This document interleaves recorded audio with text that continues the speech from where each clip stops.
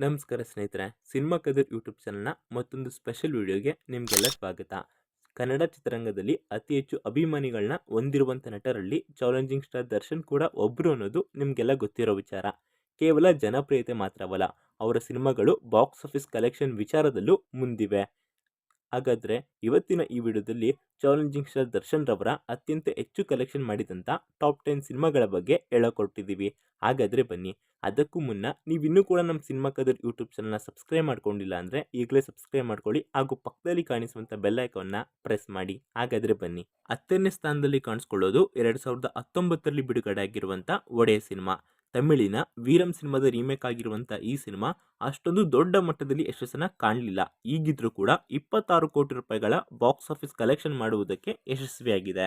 ಇನ್ನು 9ನೇ ಸ್ಥಾನದಲ್ಲಿ 2017ರಲ್ಲಿ ರಿಲೀಸ್ ಆಗಿದ್ದಂಥ ಚಕ್ರವರ್ತಿ ಸಿನಿಮಾ ಕಾಣಿಸ್ಕೊಳ್ತದೆ.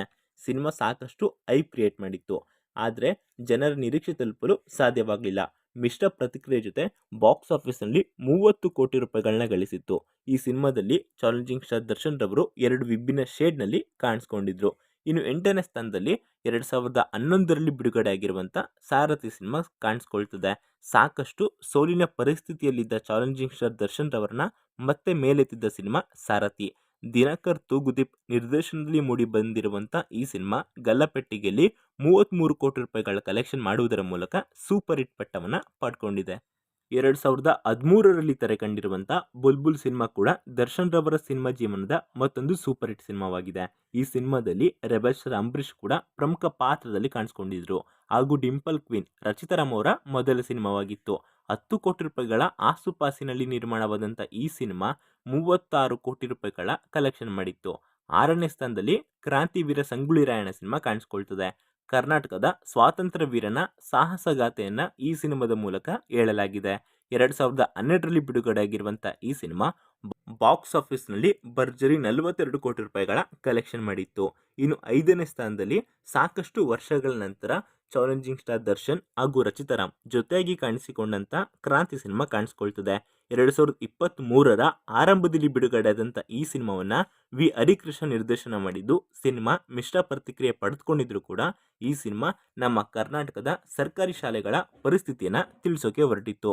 ಹಣಬಲ ಹಾಗೂ ಬಹುಬಲವುಳ್ಳ NRI ವ್ಯಕ್ತಿಯೊಬ್ಬ ಖಾಸಗಿ ಶಾಲೆಗಳ ಮೇಲೆ ಸಮರ ಸಾರುವ ಹಾಗೂ ಸರ್ಕಾರವನ್ನು ಸರ್ಕಾರಿ ಶಾಲೆಗಳ ಪರವಾಗುವಂತೆ ಮಾಡುವ ಕಥೆಯನ್ನು ಹೊಂದಿದಂಥ ಕ್ರಾಂತಿ ಸಿನಿಮಾ ಬಾಕ್ಸ್ ಆಫೀಸ್ನಲ್ಲಿ 50 ಕೋಟಿ ರೂಪಾಯಿಗಳಿಗಿಂತ ಹೆಚ್ಚು ಕಲೆಕ್ಷನ್ ಮಾಡಿದೆ ಎಂದು ತಿಳಿದು ಬಂದಿದೆ. 4ನೇ ಸ್ಥಾನದಲ್ಲಿ ಕಾಣಿಸ್ಕೊಳ್ಳೋದು 2019ರಲ್ಲಿ ಬಿಡುಗಡೆ ಆಗಿರುವಂಥ ಯಜಮಾನ ಸಿನಿಮಾ. ವಿ ಹರಿಕೃಷ್ಣ ನಿರ್ದೇಶನದ ಯಜಮಾನ ಚಾಲೆಂಜಿಂಗ್ ಸ್ಟಾರ್ ದರ್ಶನ್ ರವರ 51ನೇ ಸಿನಿಮಾ. ಈ ಸಿನಿಮಾದಲ್ಲಿ ರಶ್ಮಿಕಾ ಮಂದಣ್ಣ ಹಾಗೂ ತಾನಿ ಹೋಪ್ ನಾಯಕಿಯರಾಗಿ ಅಭಿನಯಿಸಿದರು. ಬೆಳೆ ಬೆಳೆದ ರೈತನೇ ನಿಜವಾದ ಯಜಮಾನ ಎಂದು ಹೇಳುವ ಈ ಸಿನಿಮಾ ಕೆಲವು ಸೂಕ್ಷ್ಮ ವಿಷಯಗಳನ್ನ ಕಮರ್ಷಿಯಲ್ ಶೈಲಿಯಲ್ಲಿ ಹೇಳಿತ್ತು. ಜೊತೆಗೆ ಮಜಾ ನೀಡೋ ಹಾಡು, ಥ್ರಿಲ್ ನೀಡುವ ಫೈಟ್ಗಳ ಜೊತೆಗೆ ಫ್ಯಾಮಿಲಿ ಹಾಗೂ ಊರಿನ ಕಥೆ ಇರುವ ಯಜಮಾನ ಪ್ರೇಕ್ಷಕರನ್ನ ಸೆಳೆದಿತ್ತು. ಯಜಮಾನ ಸಿನಿಮಾ ರೈತರ ಸಮಸ್ಯೆಗಳ ಕುರಿತಾಗಿದ್ದು, ಈ ಸಿನಿಮಾ ಬಾಕ್ಸ್ ಆಫೀಸ್ನಲ್ಲಿ ಬರೋಬ್ಬರಿ 55 ಕೋಟಿ ರೂಪಾಯಿಗಳನ್ನ ಗಳಿಸಿತ್ತು. ಹಾಗೂ 2021ರಲ್ಲಿ ಬಿಡುಗಡೆ ಆಗಿರುವಂಥ ರಾಬರ್ಟ್ ಸಿನಿಮಾ 3ನೇ ಸ್ಥಾನದಲ್ಲಿ ಕಾಣಿಸ್ಕೊಳ್ತದೆ. ಚೌಕ ಸಿನಿಮಾದ ರಾಬರ್ಟ್ ಎನ್ನುವ ಪಾತ್ರದಿಂದ ಪ್ರಾರಂಭವಾದ ಐಡಿಯಾ ರಾಬರ್ಟ್ ಎನ್ನುವ ಸಿನಿಮಾ ಮೂಡಿ ಬರುವುದಕ್ಕೆ ಕಾರಣವಾಯಿತು ಅಂತ ಹೇಳ್ಬೋದು. ಉಮಾಪತಿ ಶ್ರೀನಿವಾಸ್ ಗೌಡರವರ ನಿರ್ಮಾಣದಲ್ಲಿ ಹಾಗೂ ತರುಣ್ ಸುಧೀರ್ ನಿರ್ದೇಶನದಲ್ಲಿ ಮೂಡಿ ಬಂದಿರುವಂಥ ಈ ಸಿನಿಮಾದಲ್ಲಿ ಚಾಲೆಂಜಿಂಗ್ ಸ್ಟಾರ್ ದರ್ಶನ್ ರವರು 2 ವಿಭಿನ್ನ ಶೇಡ್ನಲ್ಲಿ ಕಾಣಿಸ್ಕೊಂಡಿದ್ರು. ಕಮರ್ಷಿಯಲ್ ವಿಚಾರದಲ್ಲಿ ಸೂಪರ್ ಹಿಟ್ ಆಗಿರುವಂಥ ಈ ಸಿನಿಮಾ ಗಳಿಸಿದ್ದು ಭರ್ಜರಿ 73 ಕೋಟಿ ರೂಪಾಯಿ. 2ನೇ ಸ್ಥಾನದಲ್ಲಿ ಕನ್ನಡದ ಅತ್ಯಂತ ಅದ್ದೂರಿ ಪೌರಾಣಿಕ ಚಿತ್ರವಾದ ಕುರುಕ್ಷೇತ್ರ ಕಾಣಿಸ್ಕೊಳ್ತದೆ. ಇದು ಚಾಲೆಂಜಿಂಗ್ ಸ್ಟಾರ್ ದರ್ಶನ್ ರವರ 50ನೇ ಸಿನಿಮಾ.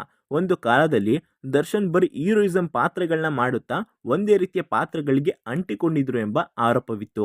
ಆದರೆ ಅಂತಹ ಮಾತುಗಳಿಗೆ ದರ್ಶನ್ ಕುರುಕ್ಷೇತ್ರ ಸಿನಿಮಾದ ಮೂಲಕ ಉತ್ತರ ಕೊಟ್ಟಿದ್ರು. ಈ ಸಿನಿಮಾದಲ್ಲಿ ದರ್ಶನ್ ರವರು ದುರ್ಯೋಧನ ಪಾತ್ರವನ್ನು ನಿರ್ವಹಿಸಿದ್ರು. ಈ ಪಾತ್ರ ಚಾಲೆಂಜಿಂಗ್ ಸ್ಟಾರ್ ಸಿನಿ ಬದುಕಿನ ಬೆಸ್ಟ್ ಪಾತ್ರಗಳಲ್ಲಿ ಒಂದಾಗಿದೆ. ಕುರುಕ್ಷೇತ್ರ ಚಿತ್ರವನ್ನು ಭರ್ಜರಿ 65 ಕೋಟಿ ರೂಪಾಯಿಗಳ ವೆಚ್ಚದಲ್ಲಿ ನಿರ್ಮಿಸಲಾಗಿತ್ತು. ಹಾಗೆ ಸಿನಿಮಾ ಬಾಕ್ಸ್ ಆಫೀಸ್ನಲ್ಲಿ 90 ಕೋಟಿ ರೂಪಾಯಿಗಳಿಗಿಂತ ಹೆಚ್ಚು ಮೊತ್ತವನ್ನು ಕಲೆ ಹಾಕಿತ್ತು. ಇನ್ನು ಮೊದಲನೇ ಸ್ಥಾನದಲ್ಲಿ ಕಾಟೇರ ಸಿನಿಮಾ ಕಾಣಿಸ್ಕೊಳ್ತದೆ.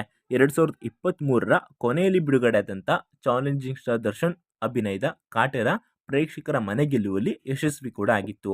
ಇದೊಂದು ಪಕ್ಕ ಹಳ್ಳಿ ಸೊಗಡಿನ ಸಿನಿಮಾ. ಈ ಸಿನಿಮಾದಲ್ಲಿ ದರ್ಶನ್ ಕತೆ ಗೇಜರಿತು ಹಾಗೂ ತಮ್ಮ ಇಮೇಜ್ನ ಪಕ್ಕಕ್ಕಿಟ್ಟು ತಮ್ಮ ಪಾತ್ರ ಮಾಡಿದ್ರು. ಸಿನಿಮಾದಲ್ಲಿ ಜಾತಿ ವ್ಯವಸ್ಥೆ, ಅಸ್ಪೃಶ್ಯತೆ, ಮೇಲು ಕೀಳು ಎನ್ನುವ ಭೇದ ಭಾವ ಆ ಕಾಲದಲ್ಲಿ ಎಷ್ಟರ ಮಟ್ಟಿಗಿತ್ತು ಎನ್ನುವುದನ್ನು ತೋರಿಸಲಾಗಿತ್ತು. ಕಾಟೇರ ಸಿನಿಮಾವನ್ನು ಭರ್ಜರಿ 45 ಕೋಟಿ ರೂಪಾಯಿಗಳ ಬಜೆಟ್ನಲ್ಲಿ ನಿರ್ಮಾಣ ಮಾಡಲಾಗಿತ್ತು ಹಾಗೂ ಸಿನಿಮಾ ಗಲ್ಲಪೆಟ್ಟಿಗೆಯಲ್ಲಿ 105 ಕೋಟಿ ರೂಪಾಯಿಗಳಿಗಿಂತ ಹೆಚ್ಚು ಕಲೆಕ್ಷನ್ ಮಾಡಿತ್ತು. ಇವುಗಳ ಸ್ನೇಹಿತರೆ ಚಾಲೆಂಜಿಂಗ್ ಸ್ಟಾರ್ ದರ್ಶನ್ ರವರ ಟಾಪ್ 10 ಹೈಯೆಸ್ಟ್ ಕಲೆಕ್ಷನ್ ಮಾಡಿರುವಂಥ ಸಿನಿಮಾಗಳು. ಇವುಗಳಲ್ಲಿ ನಿಮ್ಮ ಫೇವ್ರೇಟ್ ಸಿನಿಮಾ ಯಾವುದು ಅನ್ನೋದನ್ನ ಕಮೆಂಟ್ ಮೂಲಕ ನಮ್ಮ ಜೊತೆ ಹಂಚ್ಕೊಳ್ಳಿ. ಇದೇ ರೀತಿಯಾದ ಎಲ್ಲ ಸಿನಿಮಾ ಸುದ್ದಿಗಳನ್ನ ನಾವು ನಮ್ಮ ಇನ್ಸ್ಟಾ ಎಫ್ ಪೇಜ್ಗಳಲ್ಲಿ ಕೊಡ್ತಾ ಇರ್ತೀವಿ. ನೀವು ಅಲ್ಲೂ ಕೂಡ ನಮ್ಮನ್ನು ಲೈಕು, ಶೇರು, ಫಾಲೋ ಮಾಡೋ ಮೂಲಕ ಪ್ರೋತ್ಸಾಹಿಸ್ಬೋದು. ಮತ್ತೊಮ್ಮೆ ಸಿಗೋಣ. Signing off, Shashi.